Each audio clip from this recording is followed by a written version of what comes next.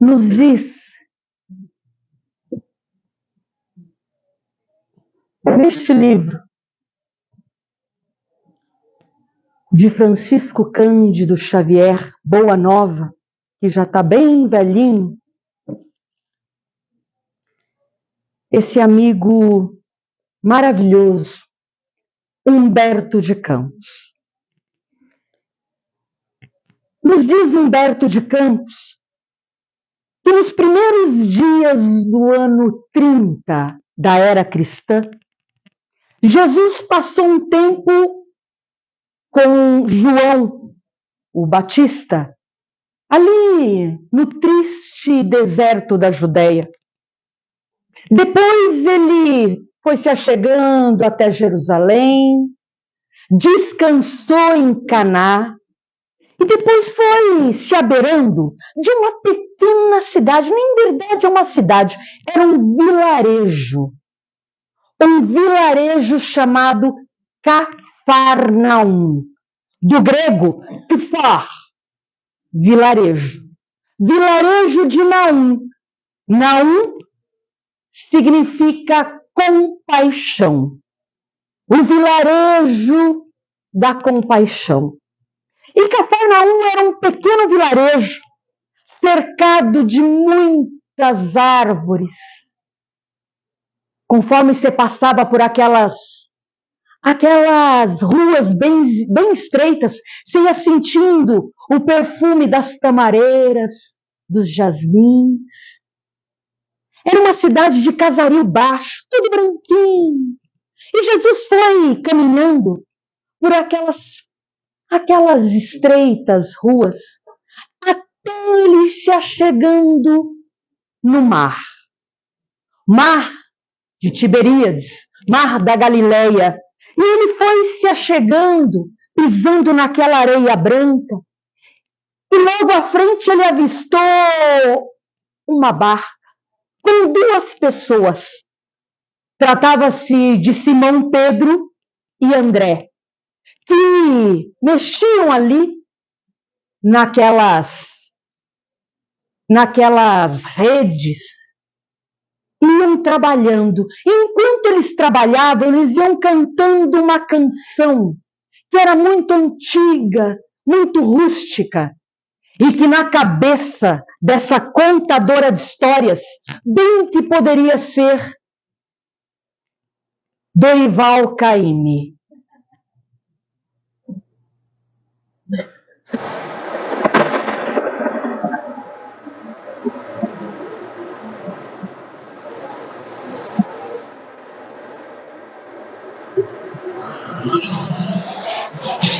Minha jangada vai sair pro mar, vou trabalhar, meu bem querer. Se Deus quiser, quando eu voltar do mar, um peixe bom, eu vou trazer.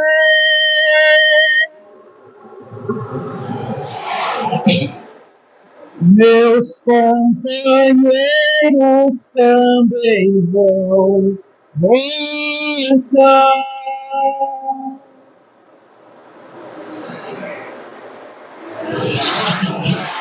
E a Deus do céu vamos agradecer.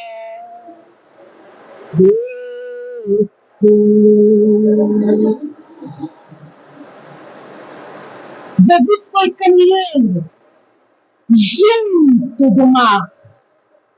Olhou para André e para Simão Pedro e disse a eles: vocês querem ser pescadores de homens?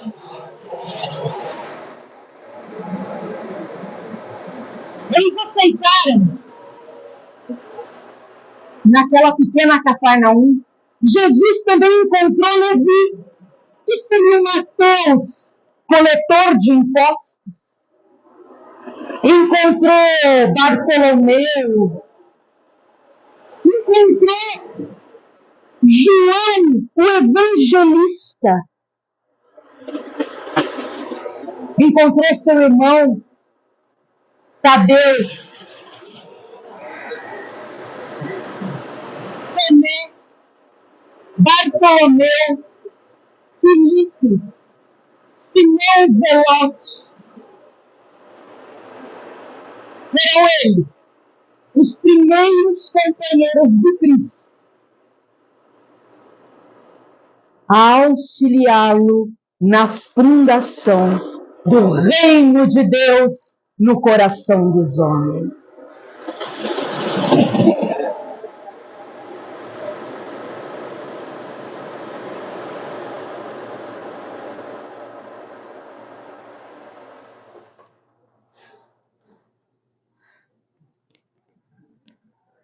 Jesus gostou muito de Cafarnaum e aceitou o convite de Simão Pedro para viver ali, na pequena casa de Simão, muito rústica, muito pobre. E Jesus começou a morar ali com Simão Pedro. Simão Pedro já era um homem maduro, era casado, tinha sogra. Jesus gostava tanto da sinagoga de Cafarnaum. Foi naquela sinagoga que ele contou tantas parábolas, que ele fez tantos milagres, que ele curou cegos, paralíticos, que expulsou endemoniados. Nada mais eram do que médiuns em estado profundo de obsessão. E um dia Jesus, saindo ali daquela sinagoga, foi se encaminhando para a casa de Simão Pedro, quando de repente chegou lá, estava um alvoroço geral. Todo mundo apavorado. A sogra de Simão Pedro estava ardendo em febre. Jesus então se aproxima daquela senhora, coloca a sua destra na testa dela e, com a autoridade moral que tinha, a febre a abandona. A senhora então se levanta e começa a servir a todos e a todas. Diante daquilo, a sogra de Simão Pedro fica impressionada. Ela chama Simão e diz: meu filho, nós vivemos somente do que você traz do mar. A agulha está difícil. As coisas estão muito complicadas. Precisamos de um pouco mais de recursos. Simão, então, olha para sua sogra e ela pergunta: será que Jesus pode nos auxiliar? Simão validou o que a sua sogra lhe dizia. E um dia Jesus estava ali pertinho, quando Simão resolveu perguntar para Jesus: Senhor, o senhor acha que Deus escuta as nossas preces? Jesus olhou para a cara de Simão Pedro e falou: é claro, Simão. Desde que despertamos a consciência, que temos uma consciência de Deus, sabemos que existe algo muito maior do que nós. Você acha que durante todos esses milênios, quando a gente bate na porta, do outro lado não tem ninguém? É claro que Deus escuta as nossas preces. O tempo passa. Agora eles estavam todos juntos, os apóstolos, e Simão novamente se aproxima de Jesus e pergunta de novo: Jesus, você tem certeza que Deus escuta as nossas preces? Jesus, como era um cara vivido, governador do planeta, olha para a cara de Simão Pedro e fala: Simão, o que você tem pedido, meu filho? Não é possível um trem desse? E Simão olha para a cara dele: que Deus diminua as nossas agulhas, né? Porque o preço do macarrão, do arroz, do feijão, do leite, não dá conta. A gente está precisando de uns benzinhos material, né? Jesus olha para a cara de Simão Pedro e fala: Simão Pedro, se você entra em oração apenas para pedir a Deus que Ele supra os teus bens materiais, é muito provável que você saia dessa oração com desassossego. Mas se você entrar em oração e pedir a Deus que te faça mais forte, que te dê fé e resiliência para você vencer as dificuldades da vida, eu tenho certeza que você vai sair com o coração preenchido. Nesse momento, João, que seria o evangelista, levanta a mão e falou: Jesus, eu também não sei orar. Eu também não, me ensina a orar, por favor. E Jesus olha para os seus irmãos, abre os seus braços, eleva os olhos para cima e diz: Pai nosso, Estás no céu, santificado seja o vosso nome. Venha a nós o vosso reino. Seja feita a vossa vontade, assim na terra como no céu. O pão nosso de cada dia nos dá hoje. Perdoai as nossas ofensas, assim como nós perdoamos a quem nos tem ofendido. E não nos deixeis cair em tentação. Rapidamente, Levi, Mateus, que era o coletor de impostos, um dos poucos que sabia escrever, anota rapidamente a oração do Pai Nosso, que seria o exemplo, o máximo da nossa comunhão com Deus. Muito boa noite. Meu nome é Sandra Guzmán, sou contadora de histórias, profissional, espírita e comunicadora da Rádio Boa Nova e TV Mundo Maior. Eu conto histórias na Rádio Boa Nova e TV Mundo Maior com uma coluna chamada Contos de Cá e de Lá. E nessa noite tão bonita, vamos falar do Pai Nosso. Uma oração que a gente reza toda hora, mas às vezes a gente não sabe o que a gente está falando. Qual é a profundidade do que estamos comungando com Jesus, com a espiritualidade. Vamos lá. E a gente começa do começo. E o nosso começo é esse aqui.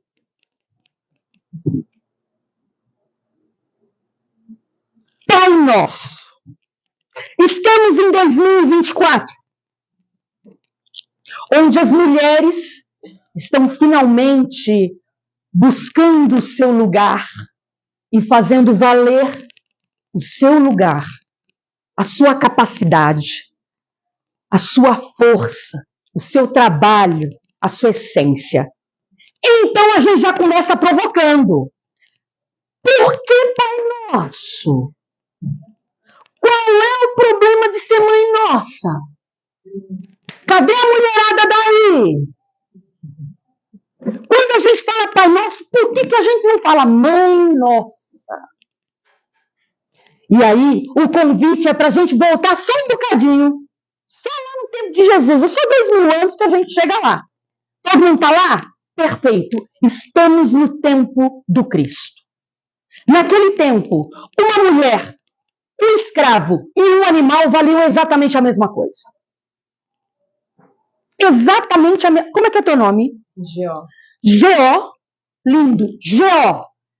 Imagine, Geó, se você fosse casada naquela época e teu marido fizesse, não quero mais a Geó não, vamos dar um jeito, dar cabo na Geó. Ele inventava alguma coisa sobre você e mesmo que você tivesse testemunhas, não adiantaria nada, porque na época do Cristo, somente a voz, a palavra do homem é que se fazia como autoridade.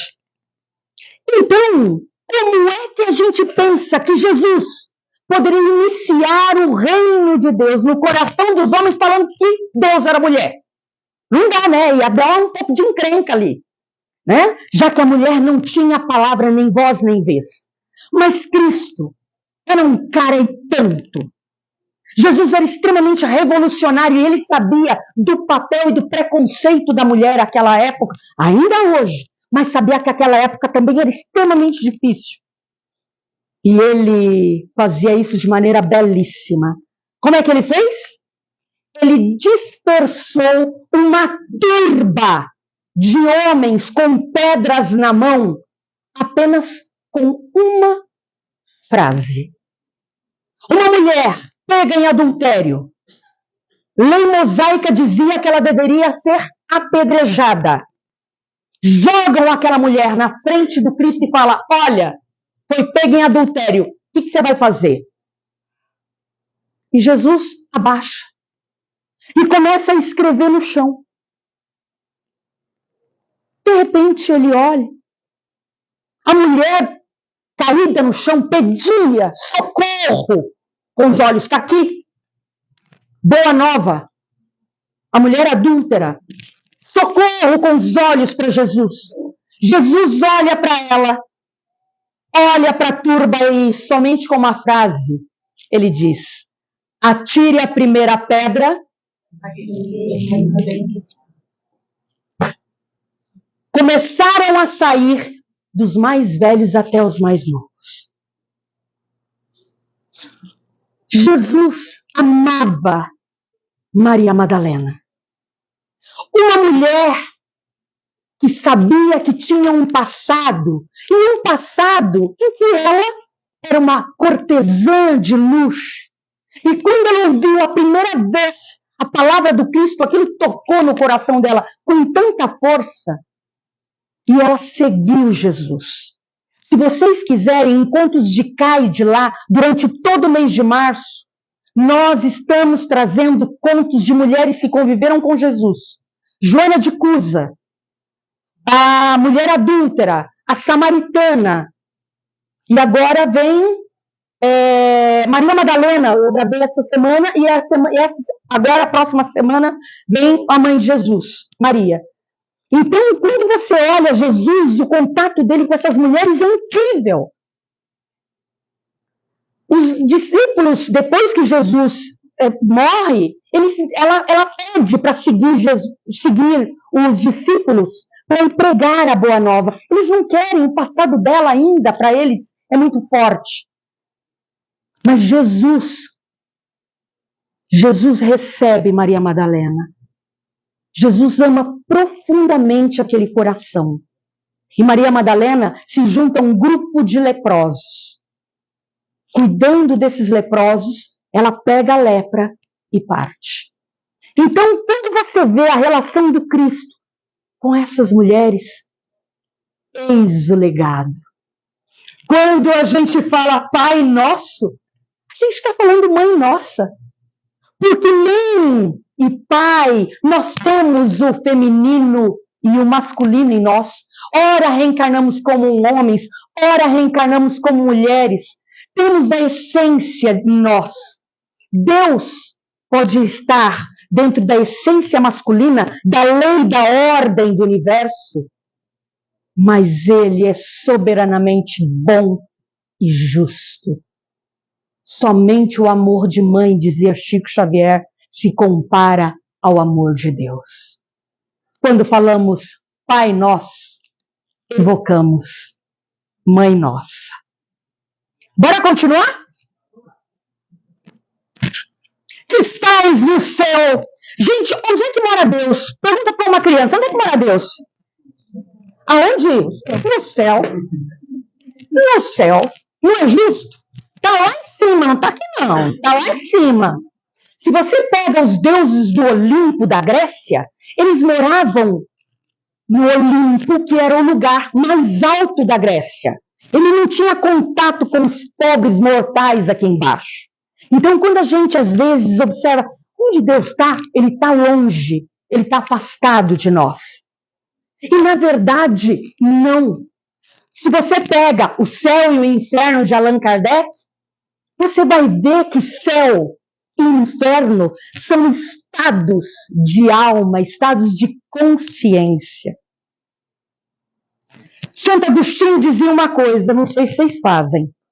Toda vez que você for deitar, você começa a rememorar o teu dia. E aí você vai lembrando do teu dia e veja se naquele dia alguém teve motivo de se incomodar com você. Se você pisou na bola com alguém. Ou não, se você trouxe aquele dia de maneira sensacional. Ninguém tem nenhum motivo para reclamar de você. Quem é que acorda 3 horas da manhã? Só nós, né? Cadê? Quem mais? Olha, os espíritos estão tudo vendo vocês. Quem aqui acorda 3 horas da manhã e não consegue mais dormir? Às 4. Você às 4. Você também, parece que a espiritualidade dá sinal lá em cima. Desce lá embaixo, vai assobrar os encarnados para eles saberem o que eles têm que resolver na vida deles, porque o que acontece? A gente fica pensando exatamente no dia. Meu Deus, hoje eu dei um escorregão naquela mulher que era uma chata. Dei logo um pontapé que virei, não devia ter feito isso. Então isso começa a passar na cabeça da gente. Coisas que a gente precisa resolver. Coisas que estão pedindo reparação em nós. E geralmente a gente vira para lá, vira para cá, vira para lá, vira para cá, amanhã eu resolvo. Mas é o quê? Estado de consciência. Portanto, onde estás? O céu em você é exatamente essa tranquilidade de consciência. É quando você está bem, é quando de fato você fez o que precisava ser feito. E o estado do inferno em nós é quando alguma coisa pede reparação. As mágoas que a gente vem guardando por aí, os sacos de pedra que a gente vai colocando, né? Então, vamos pensar. Céu e inferno é estado de consciência. Bora continuar. Santificado seja o vosso nome. Tem um livro que eu adoro como contadora de histórias. Esse livro aqui, Chico Xavier, A Sombra do Abacateiro, de Carlos Bacelli. Chico fazia aquelas reuniões que eram evangelhos no lar, todo final de semana, embaixo de um abacateiro. E ali eles faziam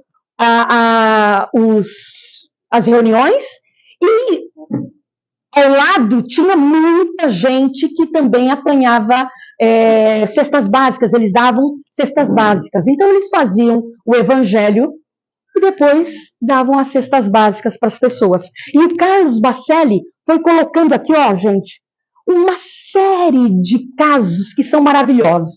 Um deles fala o seguinte, diz que tinha uma vez um frei lá em Portugal, na cidade de Braga, nascido lá na 1400 e alguma coisa. E diz que esse frei se chamava Bartolomeu dos Mártires. Era muito as pessoas gostavam muito dele, né? As pessoas daquele tempo gostavam muito. E tinha os nobres da época. E os nobres resolveram construir uma igreja. Cada nobre, em cada ano, dava dinheiro para o frei e o frei ia construindo a igreja.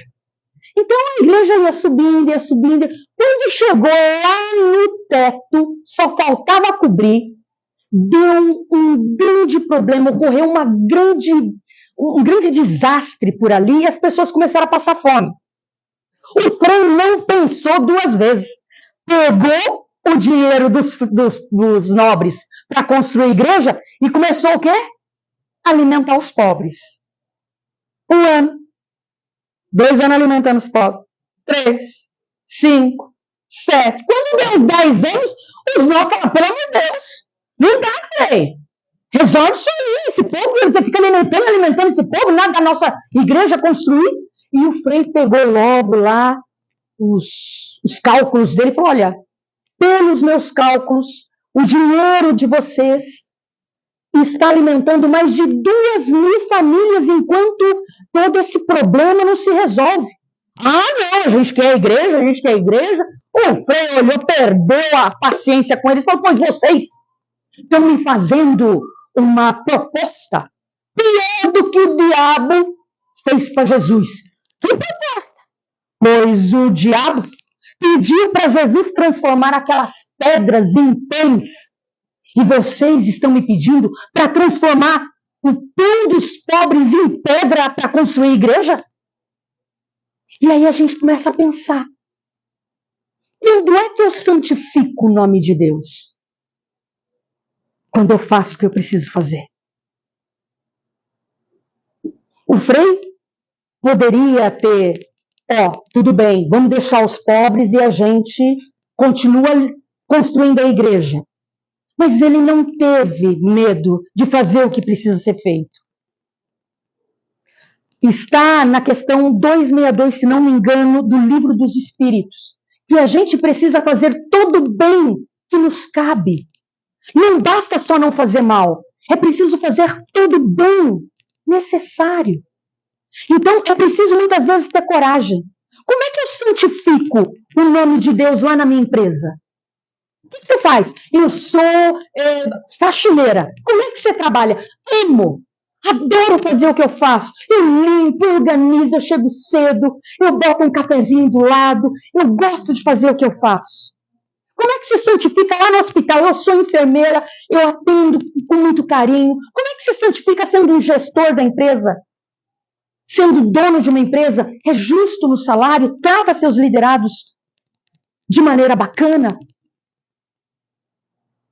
Então, como é que eu santifico o nome de Deus dentro de casa, lidando muitas vezes com aquele filho difícil, com aquela nora complicada, com um pai que eu tenho um pouco de... Santificado seja o vosso nome. Eu santifico o nome de Deus quando eu faço o que preciso fazer. Tudo bem até aqui? Vamos continuar?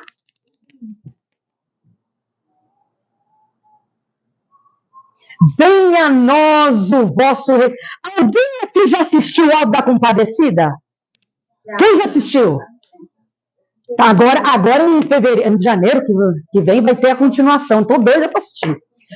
Rapaz, não tem uma hora que o João Grilo fala promessa sem jeito, promessa danada. Pois quando a gente reza o Pai Nosso e fala assim, venha a nós o vosso reino, é uma promessa sem jeito. Uma promessa danada. Porque quando a gente pede que o reino de Deus venha até nós, o reino de Deus é só amor? É só anjinho tocando flautinha, violino? Como é que Jesus veio aqui? Sofreu, ensinou, porque o reino de Deus, conforme nos fala Haroldo Dutra, exige pele de rinoceronte. 1931, Chico Xavier tinha acabado de lançar um livro chamado Parnaso de Além-Túmulo. Em Parnaso de Além-Túmulo vieram vários espíritos, todos literatos, todos eles acadêmicos, que escreviam poemas, Castro Alves, Augusto dos Anjos, e vieram e escreveram. E Chico Xavier psicografou, lançou. O povo olhou para a cara dela, pelo amor de Deus, você acha que Castro Alves que Augusto dos Anjos vai voltar? É louco! E aí, Chico sofria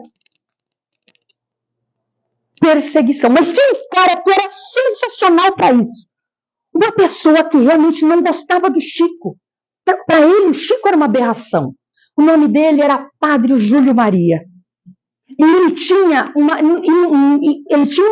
ele escrevia num jornal, e uma vez nesse jornal, ele perseguiu o Chico, ele estava doido para colocar o Chico no Juqueri, porque espiritismo, naquela época, pelo amor de Deus, ninguém acreditava naquilo.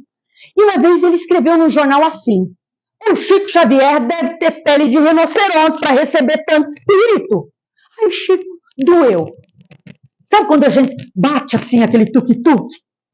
Aí falou, possível um trem desse, agora até pele de rinoceronte eu tenho, além de ser perseguido, execrado, eu tenho pele de rinoceronte.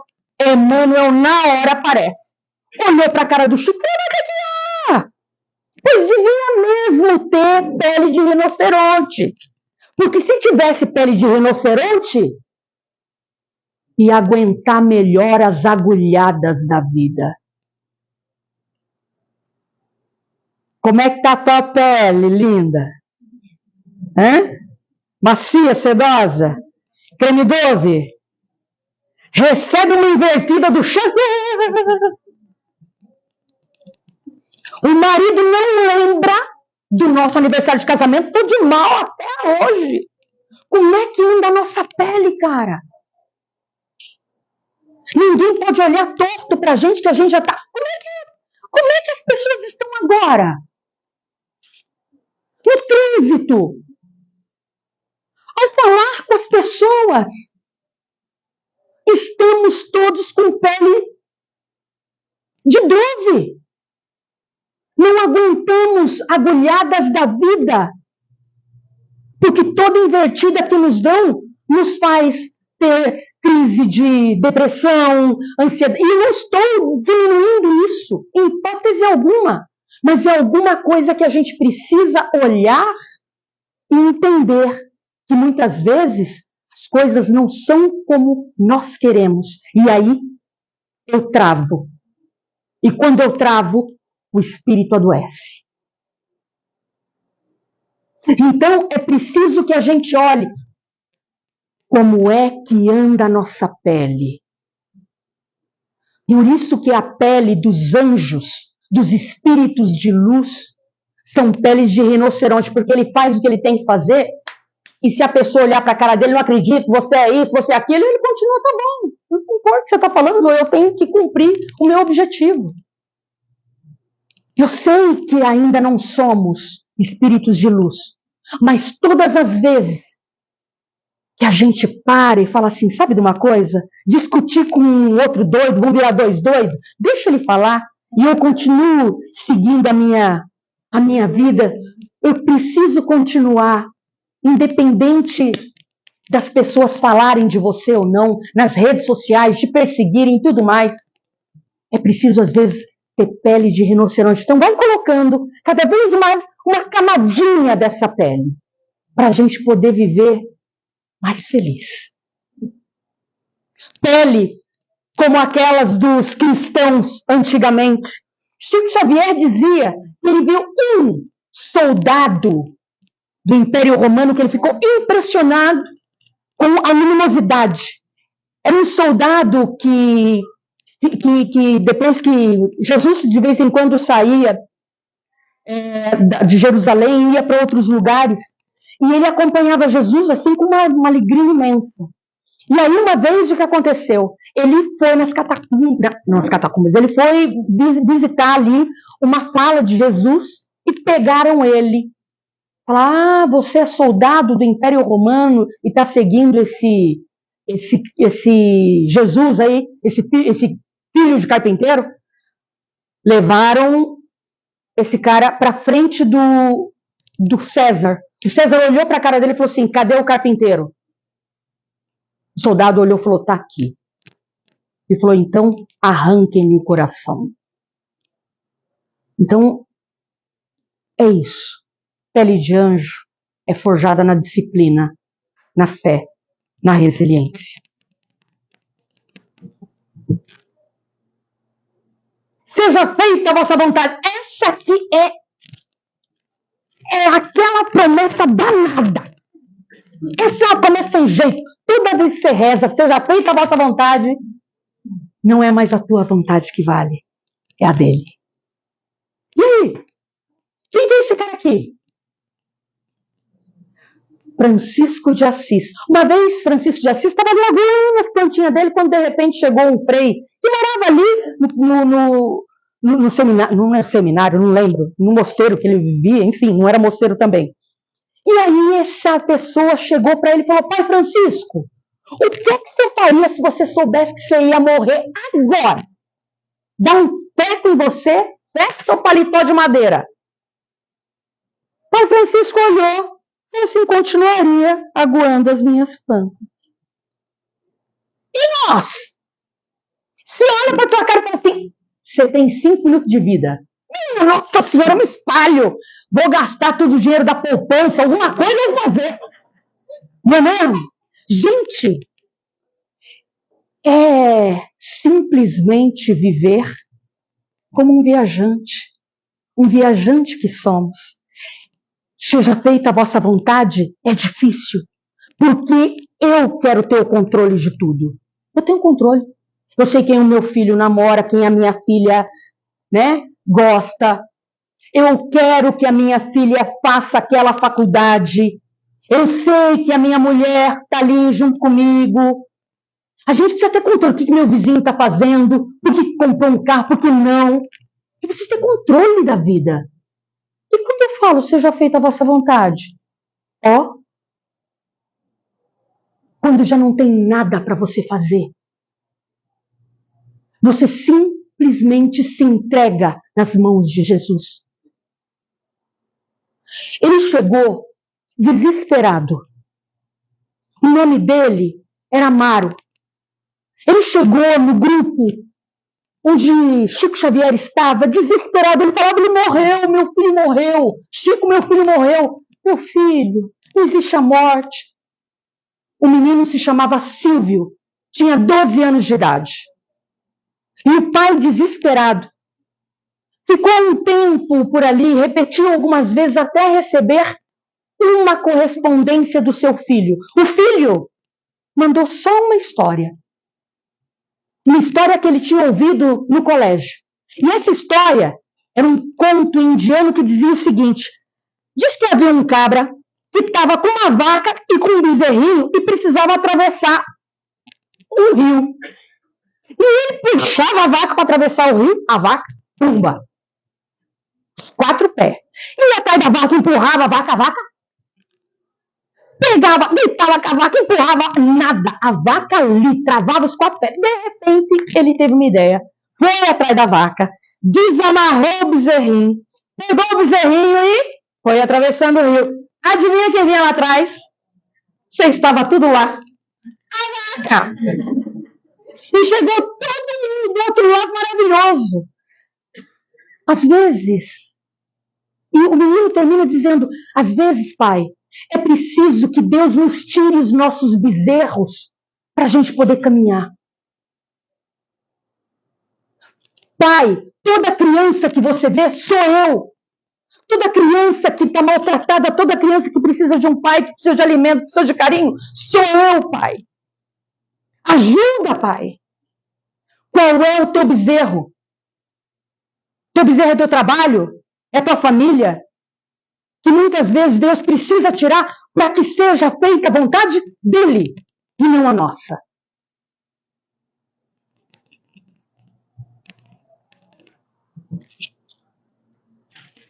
Assim na terra como no céu. Esse aqui chama-se Lake Lake.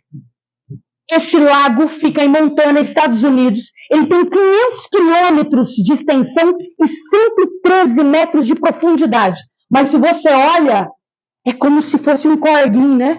Aquela coisinha bem baixinha assim. Mas é considerado o lago mais límpido do mundo. Chico Xavier dizia que esse lago somos nós. Porque quando a gente está calmo, transparente, tranquilo, mas se pisar no calo, é como se mexesse o lodo, porque vem tudo para cima, não é? Como é seu nome? Vera, se alguém te perguntar quem é você, você vai falar, eu sou muitas, eu sou uma legião. Porque desde que a gente está reencarnando, a gente vai aprendendo um pouquinho em cada uma das vidas. Não podemos dar conta de tudo que somos apenas com uma reencarnação.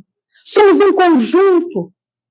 Então é preciso também que a gente tenha amor por nós e saber que, assim na terra como no céu, eu estou encarnada, eu ainda não consigo um monte de coisa, mas tem coisas que eu consigo. Assim como ela. uma moça belíssima, como você. Adorava vestir, colocar muitas joias. Você não, você é tranquila de joia. Ela não, botava brinco, colar, pulseira, parecia um cavalo de cigano, lotada de coisa. De repente ela apareceu lá, foi lá no centro, gostou da doutrina espírita e começou a frequentar. Menina, a moça se entregou, ajudava, dava banho nos doentes, ajudava a entregar alimento, uma beleza. E, de repente, o povo do centro falou, essa moça tão boa, gente, vamos botar ela para fazer palestra? E ela estudava, fazia curso, uma beleza. Começou a fazer palestra. Nossa, o povo se encantou.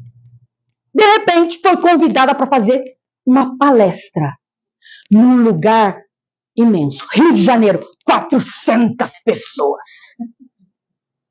Lá foi ela.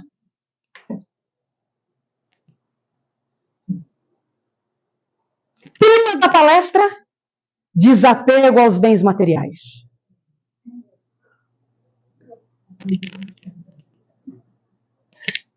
Terminou a palestra assim,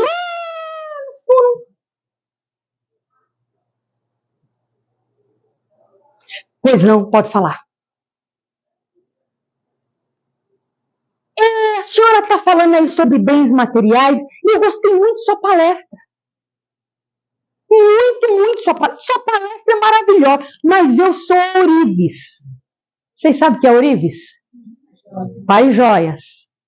E eu, como ourives, estou olhando aí as joias que a senhora está usando. Pérolas, rubis, esmeraldas, brilhantes. E a senhora está à imagem de um luxo puro. Como é que a senhora, usando tanto luxo, vem falar sobre bens, desapego a bens materiais? A moça parou, olhou para ele, deu um sorriso meio triste e disse: o senhor está certíssimo. O que o senhor diz não me contradiz. É que eu vim de uma família em que me ensinaram que usar tudo isso, colares, pulseiras, brincos, anéis, é uma forma de me apresentar bem nos lugares. Mas hoje, para vir neste lugar falar com vocês sobre bens materiais, tudo que eu estou usando é o mínimo que eu consigo. Qual é o teu mínimo? Ela está no mínimo dela, porque ela sabe o que é estar encarnada, fazer uma reforma íntima, tentar se melhorar, mas ainda está no mínimo. Quantas vezes a gente olha uma pessoa e a pessoa fala com a gente de determinada maneira, às vezes ela está no mínimo dela. Ela está entregando o melhor dela. Então, que sejamos nós as mudanças que queremos ver no mundo. Porque o outro ainda está entregando o melhor que ele pode.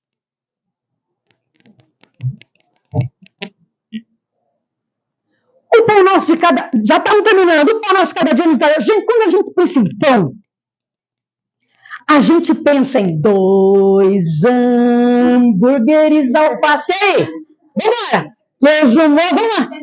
Cebola e picles num pão com gergelim. No Big Mac, McDonald's. Delícia! Pão material. Pão material é tudo de bom na vida, gente. Pão material, que pão material? Aquela calça maravilhosa que eu paguei R$600, aquele sapato Louboutin, aquela Ferrari, aquele carro que eu tenho. É material. E o Espiritismo diz, trabalhe. Tenha as suas coisas. Nós estamos encarnados e temos o direito de ter, sim, as nossas coisas. Se é importante para nós ter uma casa com piscina, pois batalhe e compre a sua casa com piscina. Porque nós também merecemos ser felizes. E se isso nos faz felizes, tudo bem. O grande pepino é quando a gente acha que só tem bem material na vida. E aí eu vou morrer com aquele Corsa 1980 que eu comprei quando eu trabalhei. Você entende? Não dá. O caixão não comporta. A gente só vai levar o pão espiritual, galera. Não dá. Por mais que eu adore aquele carro, não vai. Quem participa de reuniões de desobsessão vê isso. Aí, de repente, se manifesta um espírito dizendo, mas a casa é minha, o que eles estão fazendo aqui? Filho, você já virou o cabo da boa esperança, nego. Segue a tua vida, agora é só o pão espiritual. Não adianta. A gente ri, mas não adianta. O que a gente vai levar é só nosso pão espiritual. O que nós fizemos por aqui. O que amamos, quem amamos, o que fizemos para o outro. É a única maneira de ficar. A gente só fica no outro, nas coisas boas que a gente faz pelo outro, aí a gente permanece, aí a gente fica. Caso contrário, a gente não fica, não.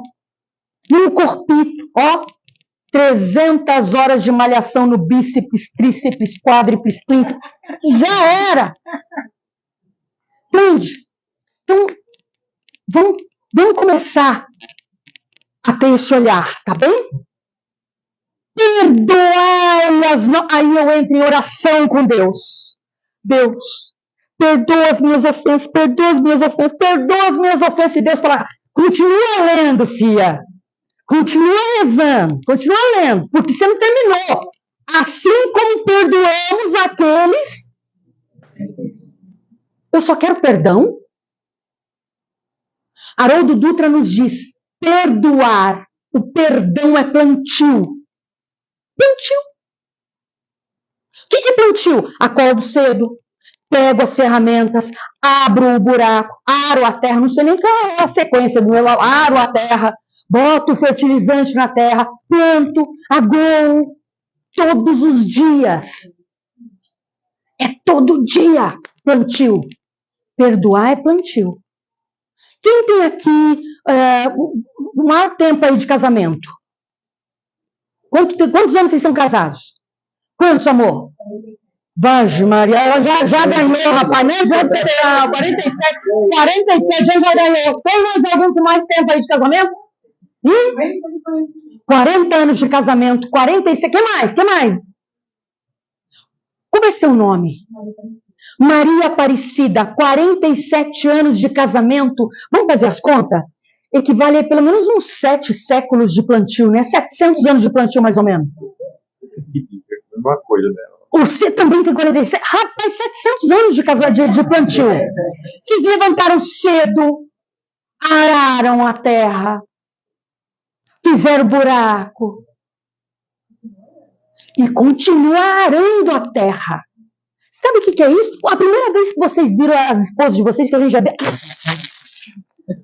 Dá choque. Detesto, odeio, não quero.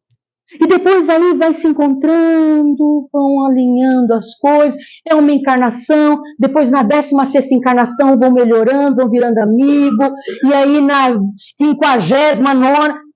Gente, leva tempo pra caramba! Vocês acham que é assim conheceu ainda? Não, filha!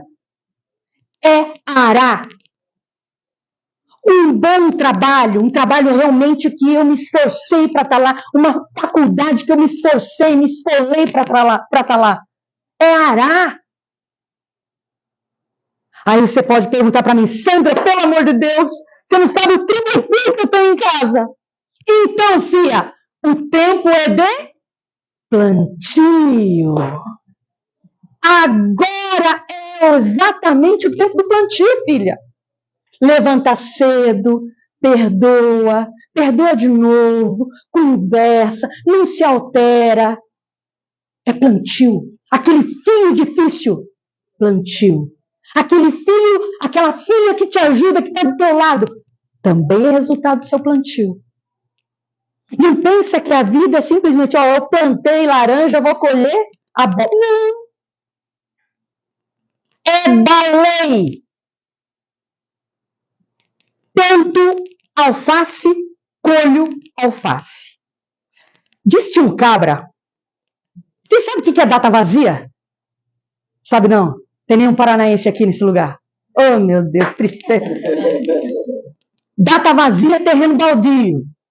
Entendeu? Diz que tinha um cabra que estava passeando com o automóvel dele lá em Minas Gerais, aquela coisa bonita, né? Tudo aqueles terrenos bom. E aí ele falou, rapaz, uma terra bonita, né? Deve ter tudo comprar alguma coisa aqui. E aí ele dirigiu e viu um capial lá na frente. Ele resolveu parar o carro, olhou pro capial e falou assim, ô senhor, essa terra é boa? É, sim, senhor.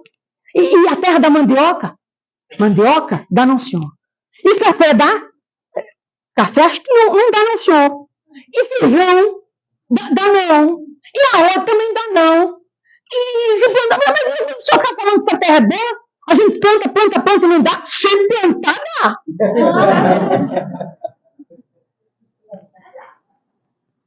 Se plantar, dá.